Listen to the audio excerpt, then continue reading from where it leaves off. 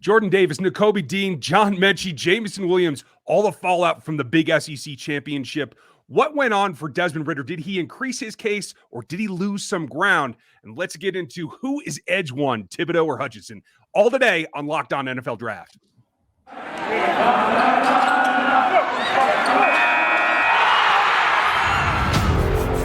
You are Locked On NFL Draft, your daily podcast covering the NFL Draft.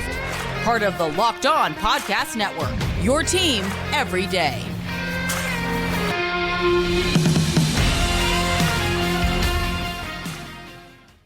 Welcome to another episode of Locked On NFL Draft, and we want to thank you for making us your first listen of the day. I'm your host, former NFL and AFL defensive back Eric Crocker, and as always, I'm joined by my co-host Ryan Tracy, man, and we have a really cool show today just to talk about a lot of what went on in championship weekend, and I think we'd be doing everyone a disservice if we didn't start with the Alabama against Georgia game, polarizing game. I didn't know which way this game was going to go. You just look at the Georgia defense, and I had one of my followers, he's an Alabama fan. He had tweeted out the score. He predicted 31-20, Alabama win. And I'm like, dude, like Georgia hasn't given up 31 points like all year in every game combined. And now all of a sudden Alabama's going to put up 31 points, and they went above and beyond that, man. What are some of your initial thoughts, not just from the game, but just from some of these prospects that really showed out in this game on the big stage? Well, this game in particular was about the prospects. The guys that are going to be in this draft showed up and showed out in this game. I hope that you enjoyed this weekend because I just full disclaimer, I got family that are UGA alums, so I can't watch one of those games without getting blown up on the text every 5 seconds. So I got to record it and go back and watch it all tight, skipping 30 seconds at a time. And when you do it that way, as though you were watching the All-22, which we'll see later here in the draft process, a couple of things really stand out, and that's the evolution of what that number one defense was when the game started and what it was when it ended. And it was very, very different. My notes are kind of all over the place about they held in, but like obviously, if you give Nick Saban time to figure out how to attack you, and he made a lot of comments post-game about like making sure that they exploit what was there, I think you can't go any farther than the Alabama side, than Jameson Williams and John Mechie. Hopefully, Mechie is not an ACL. He did leave the game with a big injury, folks. That, number one, is probably my biggest takeaway. That could, whether it's an ACL or whether it's just a strain or a meniscus or something, that could drastically affect his draft stock. I saw a report earlier today that said it was ACL. So now we'll see. And as for disclaimer, as we're recording this, it's Sunday morning right now. So as of Sunday morning, the early reports were, it's an ACL. But we'll see as they, really kind of confirm it and they get into more testing. But it sounds like he's going to miss the entire playoffs, and not just, obviously the playoffs, but draft season, OTAs, things like that, and may force him to come back. And we're talking about him too, real quick. I thought he had a big game. He looked really good. He one thing that really stands out to me is you can't just pigeonhole him to one thing, whether it's an outside receiver, inside receiver. Like he can play both, and he does both at a high level. But this was the game where I thought, hey, he gets to show out, he gets to show everything, and he's been that good receiver. He's been extremely productive over the last couple of games, half of a game because there was no Williams in it, but showed everything good, and then boom, looks like it's potentially a blown knee. And I think that's unfortunate for him and may force him to actually stay for another year. Yeah, I feel for him. I don't know. I don't know if staying for another year is going to get him any farther in his goal. I don't know how much farther he can climb the draft ladder for 23 than 22. I'll be really interested to see what that decision process is, and we'll let you guys know as soon as we know. But his partner in crime, in Jameson Williams, I thought this was even more of a statement from him because you're playing the number one college defense in the land, and you still are able to do what you do in exploiting them deep. I thought it was a terrible game for Sign and Kendrick, but I think that opposite is true as well. Williams actually says, I don't care what you do. I'm going to run through you anyway and still be the player that I am. I think that bodes well for his transition to the NFL. Man, he's special. And it's just, I want to know the thought process of Ohio State just not helping him or whatever the case was. For whatever reasons, he left Ohio State, coming to Alabama. This is a guy who's potentially wide receiver one. I'm getting a lot of those messages, whether it's in my DMs, whether it's on Twitter, just seeing the response of everyone, just watching him and what he's doing. Yeah, we see the slant that he catches and takes it to the house, but even more so than that, there was another play he scored a touchdown on where he did like a double move. It's essentially what we call a half step. So he took off, really exploded off the ball. And I try to get my kids I train, my son, to understand how to explode off of the ball and, run your route full speed to start. Everything should look like a go route. Where in the middle of that, he did what we call a half step, which is basically you taking kind of a half step. It looks like a stutter. So by the time the defensive back reacts to it, the receiver is going again. It is extremely difficult to defend.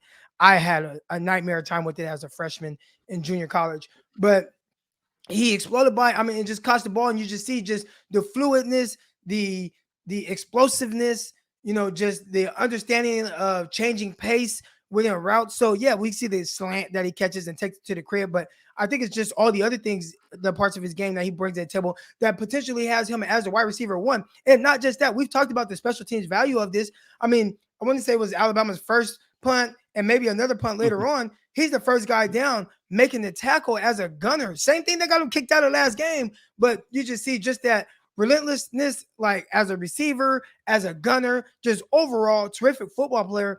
And there's going to be a big question as to who is the wide receiver one. I think he's throwing his name into that hat. Other guys that are tremendous. You see the Drake Londons and the Garrett Wilsons and the Olaves and all these other receivers, Bill, all these other receivers. But I think Jameson Williams is like, hey, you guys can talk about all these other guys, but just talk about them after me because I'm the best receiver in this class. Yeah, I'm with you. That was a statement game, and I'm glad you bring up the half-step technique too, because that's even harder to do when you're as tall, high-waisted kind of guy that he is. Yeah. Because of his stride length, I thought that was really key. And if you can throttle down a half step and get that kind of acceleration after the fact at the college level with all that space between, I think that, again, is another trait that takes him forward in the NFL and sets him up for a lot of success. Now, the receivers aren't the only guys that play in this game. We'll get to the defense as well as what happened in Cincinnati for a couple of their guys here right after this. So we want to let you guys know, man, does this sound familiar? You've got your, one device that lets you catch every game live, and I'll be watching all the games live today. You have another one that lets you stream your favorite shows, and you're watching sports highlights on your phone, and you got your neighbors, best friends log in to watch all this good stuff. Well, I want to let you know that there's a much simpler way to go about this and get all your entertainment that you love, without a hassle, and a great way to finally get your TV together. It's called DirecTV Stream. And it brings you live TV and on-demand favorites together like you've never seen before. So you can watch your favorite sports, movies, and shows all in one place. That means no more juggling remotes, no need to buy any other device ever again. And the best part about it, guys, there is no annual contract. So get rid of all that clutter and the confusion and get your TV together with DirecTV Stream. You can learn more about DirecTV Stream by going to directtv.com. That's directtv.com. Compatible device required. Content varies by the package. Now, you talked about that game and there being more than just receivers in it. And you actually mentioned Kendricks. And I just want to touch on him just for a brief second because he's not someone that we really planned on talking about. But this is a guy who played at Clemson. He transferred over to Georgia. Thought this would just help him out, help his draft stock, him end up being a guy. There were some people that were looking into it this year, like, okay, this is breakout year for Kendricks. This is a year it all comes together. And no, struggled throughout this game. Like, whether it was, last year in the national championship game against, not in the national championship game, in the first playoff game against Ohio State, where he just got torched, or whether it's this year. It hasn't mattered. No matter, guys are finding him, they're looking for him, and they are really kind of just having their way with him. So I think Kendrick, he's a guy who definitely did not help himself, not in just this game, but really this year at all, especially with what people were expecting to see from him. It's been a struggle. That challenge has certainly met him with a wall that he's going to have to overcome. He's not the only one either. Jordan Davis has been the best defensive tackle in the country. He hit a wall in this particular ball game. You saw him, I thought, look fresh and pretty dominant early, and you just saw it trickle down. They were able to wear him out. And kudos to Wyatt, because I thought he took up some of the slack the other defensive tackle, quote unquote, the other. I hate to say that about guys, but that's the way people see them. I thought they stood out he took up some of the slack, and the two of them stood out as guys going kind of in opposite directions throughout the course of that game. But I think without both of them playing at least decently, I don't think you see the pressure and what I felt was a rise in the blitz ability to Kobe Dean that I think we've seen in the open field, especially when he comes down on screens or he tries to attack ball carriers. But inside the tackles with those big guys getting a little bit wore out, I thought he picked up some of the slack. I think that bodes well for what he can do at the next level as well. Yeah, I mean, he's an explosive linebacker. And again, we've talked about just guys and what they're looking for now at that position, guys that can really run, sideline to sideline, chase guys down, play with that athleticism in space. And there are things that he's going to need to improve on, and that's fine. I think the biggest thing, especially for a linebacker that's potentially the first linebacker off the board, you want to know just does he have the potential and upside to grow into what it is that you want to see from these linebackers nowadays. And I think from that standpoint, he's going to be just fine. Now, are there areas where he needs to improve? Of course. And I think we can say the same thing for most of these prospects. But the biggest thing is having the ability, showing that you can play at a high level, even if there's some inconsistency there, and then just working on some of the things where you need to improve on. And that's the NFL job to get them there. It absolutely is. And it's always a process, but I think that shows you where it can go. There's a lot of guys in this other ball game that I think are in the same situation.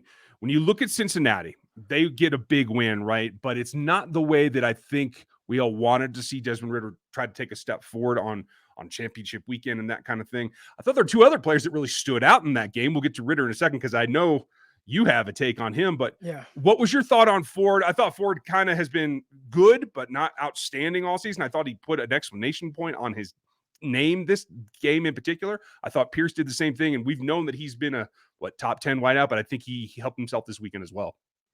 Yeah, there were some guys that really stood out. I mean, you talk about, Ford, and I mean, not just him. I was watching like Sauce Gardner and some of these guys where, they did a really good job of, kind of making their presence felt. Sauce Gardner, he actually did a really good job. There was one play that he blew up on a blitz and free runner, but just the timing of it, those are the things that, the understanding of what's being asked of him, coming off of the edge as a blitzer. And I would have liked to see him maybe attack the ball a little bit more on that. Like the quarterback never saw him coming and he was coming out right to his face. Those are the times where you see some of the more experienced guys that used to be in that position punch out the ball. But he got the sack. That was awesome to see him have an impact play. I thought in coverage, Sauce Gardner was good. Not just him. Kobe Bryant thought he did a good job as well. But, the guy, and you mentioned a guy that I was kind of not overly impressed with, and that was Desmond Ritter. And we talked about guys, coming into this game, and this is a big moment for them. He's going to have another opportunity because Cincinnati is going to be in the college football playoffs. But, big moment. You want to see him play above and beyond. And although the final score will show Cincinnati really dominate Houston, I thought watching that game, he left a little to be desired with throwing the ball down the field. There were several times where he left balls extremely short. Now, again, I'll be the first one to tell everybody, when it comes to throwing the deep ball, it's the lowest percentage pass a quarterback can attempt. So I know more times than not, receivers are going to have to adjust. But I just thought he left it hanging too many times for Pierce. One time where, and I was so glad the refs didn't throw a flag on this, but it definitely should have been pass interference 100% on the defensive back. But that's what happens, right? When they throw these, severely underthrown passes down the field and the DB runs into the receiver and they didn't throw the flag there and it could have been one. But I just look at it like, I need you to lead your receiver there. And not just on that play, he left another one hanging up on the right side. There was another one early in the second half where Pierce ran by the defender and was wide open for a touchdown. And another ball that was severely underthrown, it kind of made the receiver kind of stop and have to adjust, and he ended up falling down while catching the ball. Things like that is like I expect a little bit more from Desmond Ritter. Now, early in the game, he had a touchdown pass on a post route where, okay, you have your receiver. He's kind of just wide open. You throw it to him. That's awesome. But I wanted to see a little bit more of the more difficult passing attempts to kind of put him up there with some of these other quarterbacks in his class. And I'm not sure I saw that, but definitely will have another opportunity to show us come playoff time. Absolutely. And I think the touch, the lead, he's able to get on some of those routes to the backs, to the tight ends. I think it certainly is a range aspect here of how he delivers the ball, because I think he does a much better job of that out on the edges and down the middle in a shorter range for him. And maybe that's what the evaluation has to be. Maybe that's why he's stuck in the second round. We're going to see how it all shakes out. We have another game in quite an important decision to make. Who is edge one? We're going to get to that next. Right, before we get to that, we want to let you guys know that Built Bar, man, they're here for the holiday season. Grab the protein bar that tastes like a candy bar, or even better, a candy bar. You know, a Built Bar is filled with so much holiday goodness, rich and decent flavor, covered with 100% real chocolate, but amazingly low calories, sugar, net carbs, and fat. But they have the good stuff, man. High-end protein. And you get the best of both worlds with this. Delicious, but also healthy. Now, they have so many flavors right now, and they're adding new flavors all the time. And I have a hard time choosing which flavors that I want to try out. All right, they got raspberry, mint brownie, cherry, double chocolate, cookies and cream, one of my favorites. Salted caramel, definitely my favorite. They got peanut butter brownie, another good one that my kids love. You know, Built Bar gives you that extra fuel that you need. So right now, I know a lot of people are going shopping, you know, during the holiday season. Don't go shopping and be hungry, all right? Because then you start to get in a bad mood and you just want to get out of there, and maybe you don't get all the gifts that you want to get. So what do, man? Throw a Built Bar into your purse, into your backpack, into your bag, into your pocket, so you have that at any moment. And again, they have all kind of new flavors that have been dropping every few days. You know what, man? How you guys are going to get this offer? You guys are going to go to built.com, use the promo code LOCK15, and you'll get 15% off of your order right now. Again, use the promo code LOCK15 at built.com. And I think we're going to do, man, especially today, man, we're going to bet right now. For us, it's Sunday. By the time you guys hear this, it's Monday, but you still got Monday Night Football to get in on some of the odds and some of these lines. And right now, BetOnline has you covered, and they have better odds, lines, props than ever before, especially throughout this football season as they march on to the playoffs. BetOnline remains your number one spot for all sports action this season. Head over right now to the new updated desktop and mobile website to sign up today and receive your 50% welcome bonus on your favorite deposit, on your first deposit. Just use the promo code Locked On to receive your bonus right now. From basketball, NBA, football, college basketball, NHL, boxing, UFC, right to your favorite Vegas casino games. Don't wait to take advantage of this amazing offer that's good throughout the 2021 season. BetOnline is the fastest and easiest way to bet on all your favorite sports. That's BetOnline, where the games start. Speaking of games started, man, we're talking about, I mean, big time. Okay, first of all, I have to talk a little bit about this game that has nothing to do with the actual prospects in this game, but I bet on this game. You know, I threw them in a little parlay, and it was the third of my parlay. They made me miss Michigan. I had Iowa covering, but watching this game, I'm all for like ground and pound. Listen, I cover the 49ers. I watch the 49ers. They play some of this similar offense, but it's no fun when you have two offenses that are running the same exact style and not getting like good quarterback play or not getting like legit play throughout a game. And I'm just like, oh my gosh, this is like a snooze fest. And it was so hard to watch. As a matter of fact, it ended up for the first half being a battle of which punter is going to get drafted higher. Right. I mean, the punters were like good. That was the best thing out of the first half. But I will say, you know, obviously Michigan, they had a couple nice plays. They had a big explosive run by Blake Corum, big run down the sideline. That was a huge play in the game. They had the double pass, or like a receiver, number 7. He threw the ball downfield. They scored a touchdown off of that. So those were the only 2 touchdowns, and they had a field goal like in the first half. It was kind of odd the way it was all playing out. But a guy that did stand out, and he continues to stand out. And he always, you know, Kayvon Thibodeau, it was just a foregone conclusion that he was the number 1 overall prospect in this class. He was the number 1 edge prospect in this class. All right. You know, you got Aiden Hutchinson, man, and it's just the consistency. Talk to me a little bit about just kind of what you're seeing from Aiden Hutchinson that really stands out. Then I'll kind of give my thoughts afterward. Yeah, I'm glad that you bring him up, and congratulations. You sound exactly like a defensive back that didn't want to watch the run fest. So I'm totally with you. I enjoy that kind of beat 'em up kind of game, so I was fine with that. And before we talk about Hutchinson, I do want to mention Majei Sanders. You heard me talk about him last week. I thought he did step up in that Cincinnati game. 7 pressures overall. He just wasn't totally dominant. Like I had wanted more dominance from him, right? And that's a lot of times what we talk about with Thibodeau versus Hutchinson, because Hutchinson, you feel all game long. Doesn't matter if it's a run fest, because you can still feel him setting the edge, coming crashing down. Like you can see him do his job as a well-rounded defensive end. It's not just the pass rush. Whereas sometimes I think that gets away from Thibodeau. And I think that's really what it comes down to is there a play where you were watching when Iowa had the ball that you weren't expecting him to do something? That's what it comes back to for me.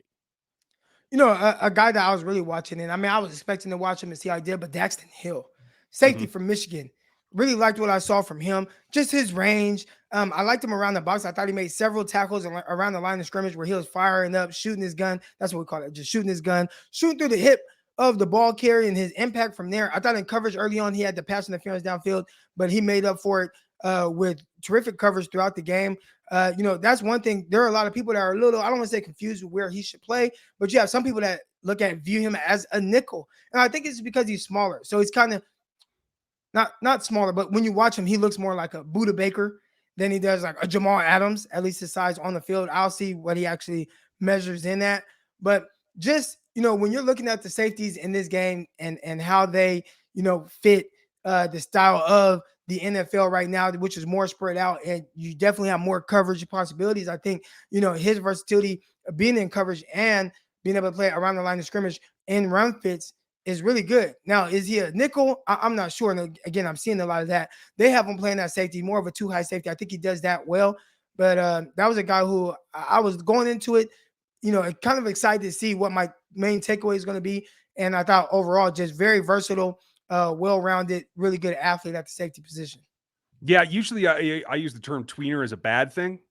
Hybrid is a good thing, you know what I mean? And so, like for me, I need to go hunt the film and find all the reps that he's lined up as a robber, because I think that might be the best role for him right in between there, so he can do a little bit of both. I agree with you.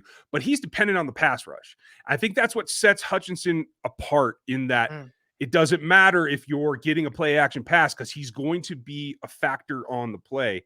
And that's what I don't see from Thibodeau. But my question is, as you go through all the film, I think you have to give David Ojabo a couple of points plus too, because he made some nice plays. Again, not as dominant as Hutchinson, not every single down, but a nice bookend. And the argument against Hutchinson being number one is because of Ajabo's presence, because Thibodeau doesn't have a bookend. He doesn't have the help. So for you, when you look at it, especially knowing that particular secondary is dependent on the pass rush, what comes down to you? How much do you discount having someone else who can take some of the pressure off?